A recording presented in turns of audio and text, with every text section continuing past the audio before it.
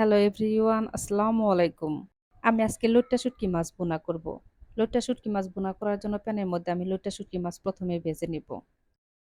লইট্টা শুটকি মাছ আমি ২-৩ মিনিটের মতো ভেজে নিয়েছি।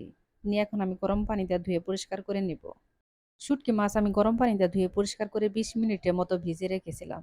লইট্টা শুটকি মাছ গরম পানি দিয়ে ধুয়ে পরিষ্কার করে যদি ২০ থেকে ২৫ মিনিট পানির মধ্যে ভিজিয়ে রাখেন, তাহলে দেখবেন লইট্টা শুটকি মাছ অনেকটা নরম হয়ে যাবে।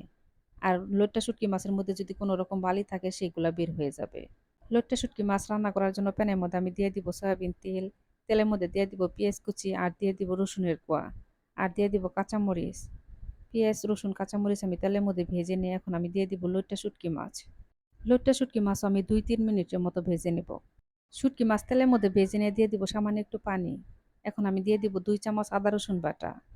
আদা রসুন এখন আমি ভেজে নিয়ে এখন দিয়ে দিব স্বাদ মতো লবণ আর দিয়ে দিব ১ চামচ ধনিয়ার গুঁড়া আর দিয়ে দিব ১/২ চামচ হলুদের গুঁড়া আর দিয়ে দিব ২ চামচ শুকনা মরিচের গুঁড়া। আর লইট্টা শুটকি মাছের মধ্যে একটু ঝাল ঝাল না হলে কিন্তু খেতে ভালো লাগে না। এখন আমি শুটকি মাছ মসলার সাথে খুব ভালো করে মিশিয়ে নেব। শুটকি মাছ ঢাকনাটা ডেকে এখন আমি শুটকি মাছ কষিয়ে নেব। আর চুলার জাল আমি মাঝারে আঁচে রেখে তারপরে কষিয়ে নেব। লইট্টা শুটকি মাছ কিন্তু অনেকটা শক্ত থাকে, সেদ্ধ হতে একটু সময় লাগে।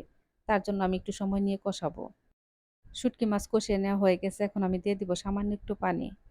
লইট্টা শুটকি মাছ কষানোর মধ্যেই প্রায় আমার রান্না হয়ে গেছে। তার জন্য এখন আমি আর পানি বেশি দেব না। এখন আমি ঢাকনাটা ডেকে লইট্টা শুটকি মাছ রান্না করে নেব। কয়েক মিনিট পর আমি ঢাকনা উঠিয়ে নিয়েছি, দেখেন আমার শুটকি মাছ রান্না হয়ে গেছে। এখন আমি নামিয়ে ফেলবো। সবাই ভালো থাকবেন, আমাদের জন্য দোয়া করবেন। আল্লাহ হাফেজ।